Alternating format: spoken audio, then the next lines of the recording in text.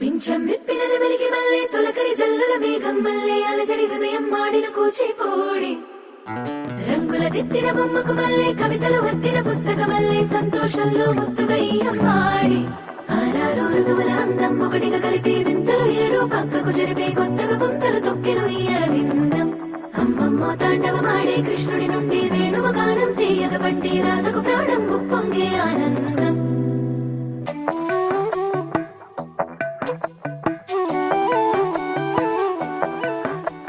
మధురము కదా ప్రతొక నడక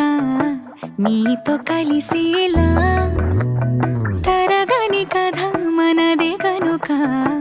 మనసు మురిసినిలా ఒసురే